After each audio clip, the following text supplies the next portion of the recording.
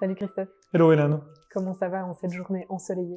Ben, ça va bien, hein, le retour du soleil, en fait, moi je suis fait pour vivre, tu vois, dans le sud de la France ou quelque part en Californie. Mhm. Et à chaque fois je suis très malheureux quand c'est l'hiver, en fait, et qu'il commence à y avoir de la neige, de la pluie, surtout de la pluie. En fait, la neige j'aime encore bien, mais le froid me dérange pas encore de trop, mais vraiment le soleil, en fait, ça me file la patate, quoi. C'est vrai que ça fait du bien de retrouver ces journées ensoleillées, cette lumière. C'est un temps pour être dehors. Exactement. Alors aujourd'hui, on se retrouve pour un talk et on aurait voulu parler des projets de développement d'une manière générale et puis alors de tous ces métiers qui englobent en fait le développement. Donc c'est vrai que dans un projet de développement sur mesure, d'une app, d'un logiciel, il n'y a pas que les développeurs qui travaillent. C'est certain. Et il y a tout un tas d'autres personnes qui sont absolument nécessaires en fait au bon déroulement du projet pour s'assurer qu'on arrive bien aux objectifs voulus, que notre application soit qualitative, qu'il y ait un bon suivi, que notre application soit jolie, etc. Donc ça va bien au-delà en fait du développement lui-même, qui forcément ça reste le corps en fait, mais il y a plein d'autres choses auxquelles il faut penser. Tout à fait, bah oui, c'est vrai comme tu le dis, quand un client ou une entreprise, en tout cas, désire faire un développement d'application, bah, il pense tout de suite au développement et aux développeurs, à la technologie qu'ils vont utiliser, qu'elle soit hybride, native, sur quelle plateforme ils vont porter leur application. Mais souvent, il y a cette omission de tous les métiers qui tournent autour et qui sont hyper importants, comme tu le disais. Entre autres, on peut citer le métier de UX designer, donc vraiment les gens qui vont penser l'expérience utilisateur et qui vont vraiment de A à Z pouvoir déterminer, avant même de commencer à écrire une ligne de code, qui vont déterminer par quelles vont être toutes les étapes en fait par lesquelles l'utilisateur va passer, vont éviter les frictions, les négligences en fait dans l'expérience utilisateur, vont faire en sorte que on va se retrouver avec une application qui soit plus proche en fait d'une application Apple, avec la facilité d'usage, les bonnes fonctionnalités qui sont là, et pas juste un bouton grisé qui sert à rien, ou bien 36 000 manières de parvenir à une chose alors que ce n'est pas forcément toujours nécessaire. Et donc vraiment bien penser l'expérience utilisateur, parce que quelque part, en fait, une expérience utilisateur qui n'est pas bien construite, c'est réellement un véritable problème pour l'adoption de l'application. On est à une époque où, si on reprend cette fameuse pyramide de Maslow qui est parallélisée, en fait, projetée sur le développement d'applications, on a est-ce qu'il y a des fonctions ? Est-ce que de l'application, est-ce que c'est stable? Est-ce que les fonctions sont stables? Parce qu'effectivement, si on utilise une application qui a la fonctionnalité, mais qui se ferme toutes les demi-heures, en fait, ou toutes les 10 minutes à chaque fois qu'on l'utilise, ça vaut pas la peine. Et puis après, on va vraiment avoir des niveaux supérieurs, en fait, qui vont parler de l'ergonomie de l'application, de la beauté de l'application, en fait. Et avant de parler de la beauté d'application, parce que ça c'est encore un autre métier, mais le UX designer, en fait, il va vraiment parler de la partie ergonomie. Est-ce que l'application va être en fait pertinente? Est-ce qu'elle va être intuitive? Voilà, exactement. Et est-ce que finalement les utilisateurs vont vouloir y revenir? Ça fait partie vraiment, c'est fortement négligé en fait, particulièrement en Europe, en se disant non, il faut qu'il y ait les fonctionnalités, mais une application qui a les fonctionnalités, c'est suffisante. Eh bien non, aujourd'hui, c'est plus suffisant.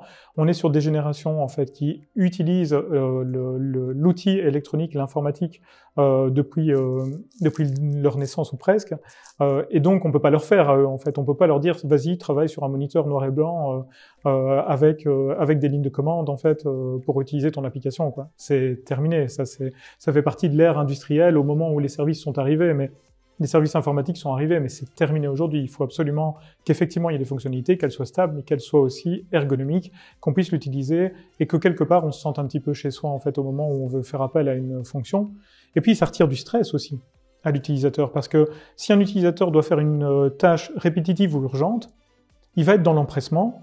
Et s'il n'arrive pas à retrouver ses chats, comme on pourrait dire, s'il n'arrive pas à faire en sorte de trouver les fonctionnalités aux bons endroits dans l'application, ça va le stresser encore plus, il va peut-être faire des erreurs, il va peut-être pas utiliser l'application, va se dire bah, finalement, ok, la facture, je vais la faire ici, sur un papier ou dans un document Word, parce que j'en ai juste au-dessus de la tête. Et donc là, on perd tout le bénéfice, effectivement, d'une application qui sera du coup pas du tout utilisée, quoi. Mais même au-delà de ça, en fait, c'est clair qu'il y a la notion d'utilisation. Est-ce que les personnes s'y retrouvent bien dans l'app? Est-ce que c'est intuitif? Est-ce qu'ils arrivent à trouver les fonctionnalités? Ouais. Est-ce qu'ils arrivent à faire ce qu'ils voulaient faire en fait avec cette app? Donc il y a toute cette notion en fait d'usage, mais au-delà de ça, il y a vraiment la notion de plaisir, je trouve, qui est de plus en plus important aussi. C'est de se dire l'application que j'utilise, le CRM en fait que je dois utiliser tous les jours. Ou l'application qui va me permettre de gagner du temps, de prendre des rendez-vous, de gérer des dossiers, peu importe. Est-ce que j'éprouve du plaisir en allant sur ces apps? Est-ce que c'est joli? Donc au-delà, donc il y a effectivement toute la notion d'expérience utilisateur. Et donc l'expérience, quelque part, ça englobe aussi cette notion de plaisir qu'on a sur l'outil. Oui. Et puis alors il y a l'interface utilisateur qui est qu'on associe souvent à la partie expérience utilisateur, donc UX et UI pour interface utilisateur. Et donc cette notion, c'est aussi quelles sont les couleurs choisies, la taille des boutons, l'endroit où ils sont positionnés, est-ce que c'est joli, est-ce que l'application est vraiment jolie, en fait, esthétique, est-ce que ça correspond aussi aux chartes graphiques de l'entreprise qui développe, ou est-ce que ce sont des couleurs tendances, est-ce que les couleurs aussi ont des significations, est-ce qu'il y a un bouton rouge en fait, ou un bouton bleu ou vert, ça va avoir des notions différentes aussi. Clairement. Et puis oui, vraiment, est-ce que le temps que je passe sur cet outil, déjà, est-ce que ça me fait réellement gagner du temps? Est-ce que ça diminue mon stress? Et est-ce que j'éprouve réellement du plaisir au travers de mon usage? Tout à fait.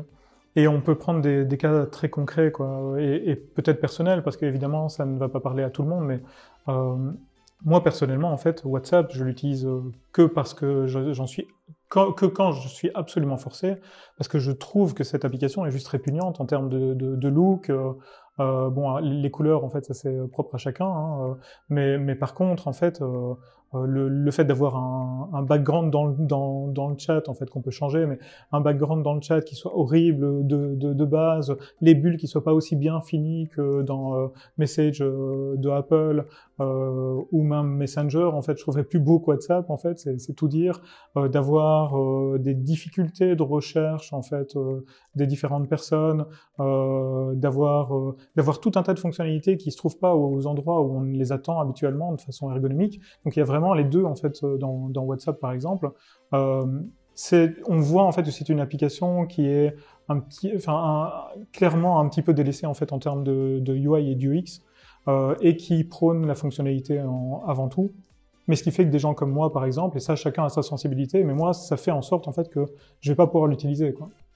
Comme plein de choses dans la vie en fait, comme un objet posé sur un bureau en fait, ben si je le trouve pas joli, je vais avoir tendance à le retirer du bureau quoi. C'est certain, et ça c'est sa perception propre. Mais du coup, d'où l'importance en fait de partir vers une vraie mission d'accompagnement aussi, parce que ça c'est aussi un des métiers qui parfois est oublié, qui est l'accompagnement à la transformation numérique, avec les outils qu'on utilise nous en fait, qui sont le design thinking, le Fantastic Four et le mentoring en fait, le coaching dans la transformation numérique. Parce que là, on va vraiment pouvoir bien identifier les différents personas, les différents utilisateurs de l'application et pouvoir correspondre peut-être à leurs attentes en termes de look, en termes de feeling de l'application, en termes d'ergonomie et ce genre de choses. C'est ça.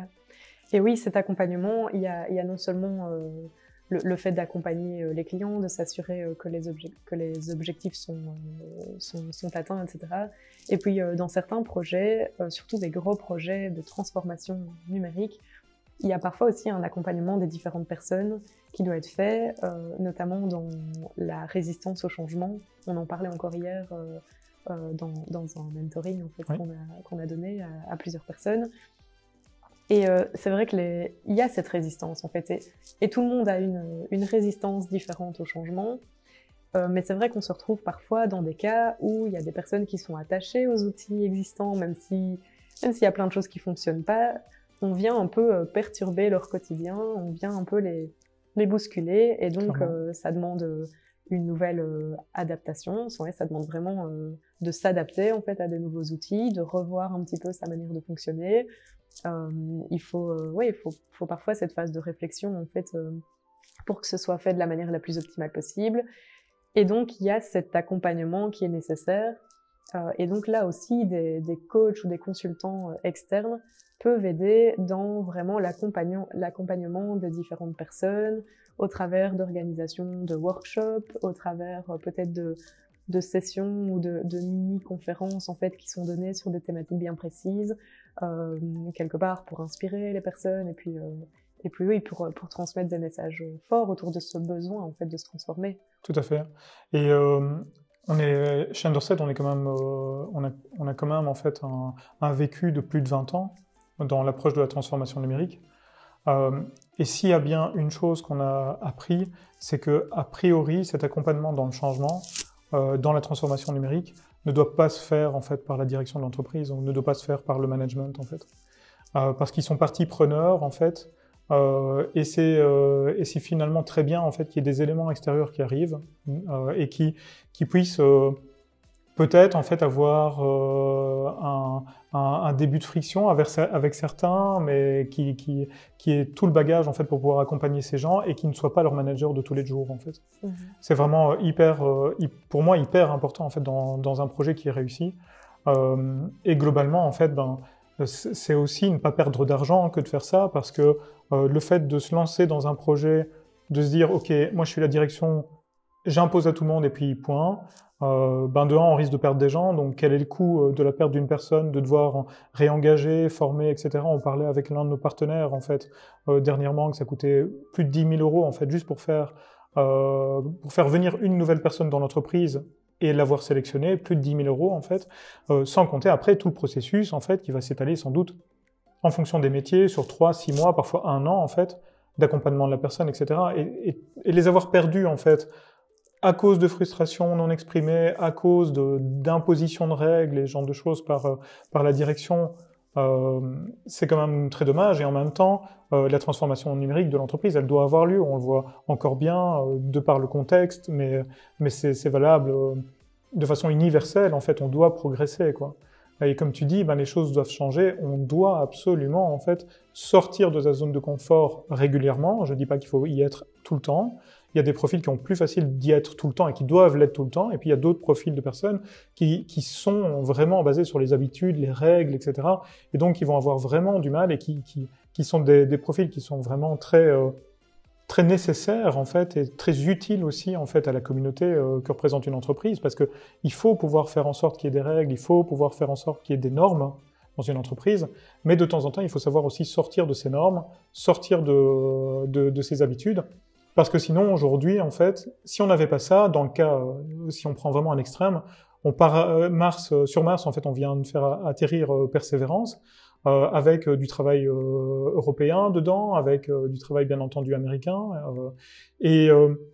et Persévérance est là-bas sur Mars, en fait, pour pouvoir aller voir quelque part à quoi ressemble Mars, et est-ce qu'un jour on pourrait éventuellement envoyer des hommes, est-ce qu'on pourrait terraformer cette planète, en fait, de manière à pouvoir donner un plan B à l'humanité, si jamais ici ça ne se passe pas bien, et ça n'est pas que la pollution, ça pourrait être une météorite, comme peut-être celle qui a mis fin aux dinosaures et autres.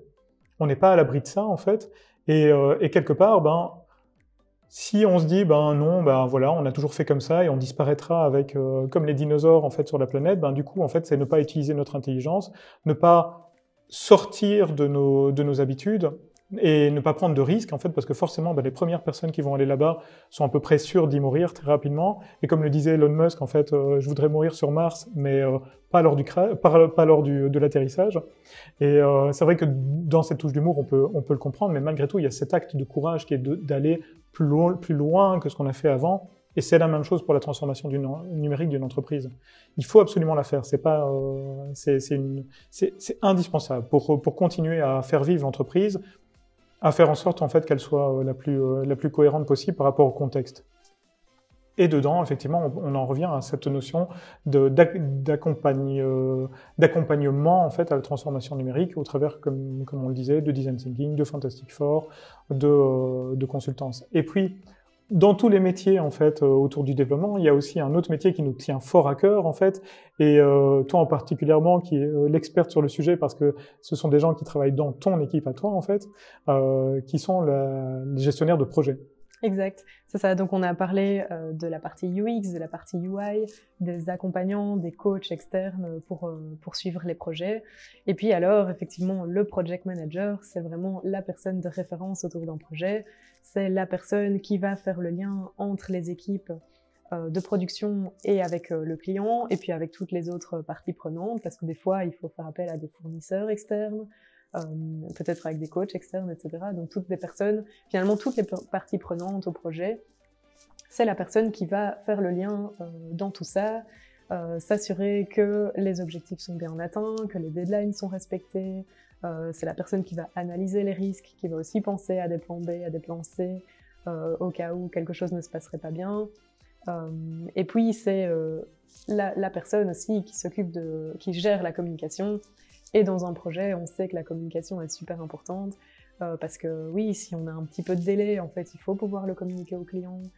S'il y a un peu de retard, si jamais on rencontre une problématique, quelque chose qui n'était pas prévu, en fait, il faut pouvoir communiquer. Et donc, il y a toute cette communication en fait à gérer avec les différentes personnes. C'est aussi organiser des réunions régulières, faire des topos aux clients, les tenir informés de l'avancement du projet, etc. Et donc ça aussi, c'est quelque chose qu'il ne faut pas du tout négliger, et particulièrement dans les gros projets, c'est une personne qui est indispensable en fait. On ne peut pas faire sans un project manager. Non, d'ailleurs nous, chez Underside, on va vraiment le préconiser, on va même parfois refuser de travailler sans project manager en fait. Parce que c'est vrai que on peut avoir des clients qui, de toute bonne foi, se disent je vais faire une économie sur la partie gestion de projet en fait, parce que ça prend 15 à 20% de mon budget. Oui, je vais mettre quelqu'un de l'entreprise qui va faire gestionnaire de projet, etc. Mais non, c'est un vrai métier. Et puis, en règle générale, en plus de ça, il faut une disponibilité qui est tout autre en fait qu'une personne qui est déjà les mains dans le cambouis dans l'entreprise ou qui est déjà partie prenante. Ça aussi, il faut une vraie objectivité. Hein. Quand on prend Thomas chez nous, qui est gestionnaire de projet, il a vraiment en fait cette objectivité permanente qui fait qu'il n'y a pas de partie prenante, en fait, que c'est vraiment le projet qui compte, le fait que ça aboutisse dans les temps, que la communication soit bien faite, que le client ne soit pas surpris, en tout cas négativement, par un élément du projet qui pourrait arriver, comme une absence d'un développeur, comme je ne sais pas moi, un graphisme qu'on devrait attendre avant de continuer, ce genre de choses, un retard de livraison dans des imprimantes ou plein de petits impondérables comme celui-là, quoi. Quelque part, on le dit souvent, un project manager, c'est quelqu'un qui gère des problèmes. Ouais. Et donc, c'est vrai que s'il y avait pas, enfin, bien sûr qu'il y a des problèmes, en fait, bien sûr qu'on rencontre des petits couacs ou des éléments en fait inattendus pendant le développement d'un projet. Ouais. Et si on n'avait pas tout ça, on n'aurait pas besoin de project manager. Mais bien sûr que quand on a autant d'intervenants, quand c'est un projet d'une grande ampleur, quand on a tous ces facteurs en fait qui rentrent en compte, quand il y a des deadlines à respecter, etc. Évidemment qu'on va rencontrer des problématiques et c'est normal. Mais c'est là que le project manager a vraiment un rôle à jouer pour vraiment gérer ces problématiques, trouver des solutions. Et donc, ouais, le project manager doit être quelqu'un qui aime aussi, qui aime le challenge, qui aime relever des défis et qui aime cette gestion en fait quotidienne. Clairement. Et puis quelque part, c'est un profil tout à fait différent en fait de celui d'un développeur, tout à fait différent de celui d'un UI ou bien UX designer, totalement différent aussi d'un design thinker. Et on ne peut pas demander aujourd'hui à un développeur qui doit être focus sur son code, dédié à son code, on ne peut pas lui demander en plus de commencer à gérer la communication avec le client. De un, parce que c'est des profils en fait qui se veulent être proches de la machine, qui ont leur propre sens en fait de la planification, etc. Et qui sont parfois pas de grands communicants parce que c'est pas ce qu'on leur demande. Même chose, un UI designer, c'est pas la même chose pour un UX designer, mais un UI designer, évidemment, on se base sur des règles, etc., mais fonctionne avec son paradigme à lui, en fait, qui est peut-être pas le paradigme du client, et donc lui demander à lui aussi de gérer le projet en disant, ben, c'est toi qui as fait les dessins, donc et la logique de l'application, donc maintenant tu gères tout ça, en fait, ben non, ça peut pas fonctionner, en fait, c'est pas du tout les mêmes profils. Les design thinkers sont des gens qui parfois sont peut-être un petit peu plus conceptuels, même s'il y a une vraie mise à la pratique avec le prototyping, etc. Mais on va pas non plus leur demander en fait de gérer ça. Certains profils pourraient s'ennuyer dans le rôle, et d'autres en fait, comme Thomas, par contre, en fait, prend ça comme des défis et est bien meilleur en fait que ce que nous pourrait être un développeur, un UI designer, un design thinker, en fait, dans la gestion d'un projet, dans la vraie gestion d'un projet. Oui, bien sûr. À chacun son métier. Exact. C'est sûr. Mais voilà, on a parlé de différents profils, de différents rôles, en fait, qui sont importants dans le suivi d'un projet. On n'a pas parlé des managers, des équipes de production. C'est vrai que c'est un rôle aussi important, parce que quelque part, le project manager qui rencontre parfois des problématiques va se concerter avec les différentes personnes, parfois avec le commercial qui va aussi venir re-rentrer dans la boucle s'il y a des décisions à prendre ou autre.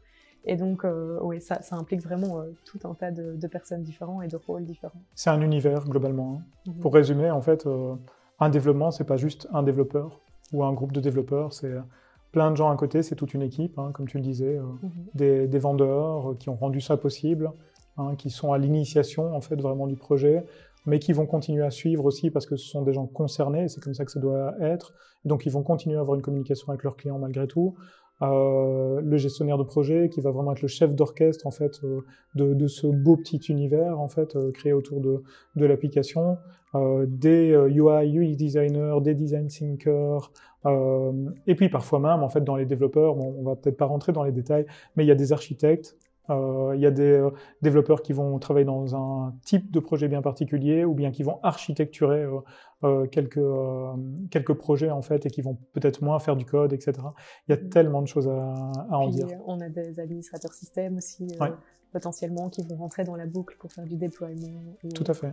Ou utiliser certains outils bien spécifiques. Et ce qui doit aussi être envisagé en début de projet, parce que si tu parles de déploiement, ben le fait que l'application soit prévue pour être déployée au travers d'un point central, comme un Mobile Device Manager par exemple, mais ça doit être prévu en fait que l'application fonctionne comme ça. Et là, l'administrateur système a vraiment son rôle à jouer, de dire « Ok les gars, en fait, très bien, je vois l'application, je vois comment elle va être, mais comment est-ce qu'on va la déployer, ça va être quoi les normes de sécurité dans l'entreprise, à partir d'où on va la déployer et comment, en fait, le profil de configuration, on va le faire comment, vous allez avoir combien d'utilisateurs sur votre application, 300, ok, vous avez prévu le coût au niveau du code, au niveau de la complexité et du bon fonctionnement du code, mais il faut aussi le faire du côté du serveur, etc., etc. Il y a tellement de choses à penser autour d'un projet. C'est sûr, c'est vraiment une grande équipe et c'est ça qui est super riche aussi, c'est d'avoir tous ces rôles différents. Clairement. Eh ben, on est super curieux de savoir ce que vous en pensez, comment vous gérez vos projets, quel rôle vous incluez dans le suivi de vos projets de développement. N'hésitez pas à échanger avec nous, on est à votre entière disposition. Merci à tous.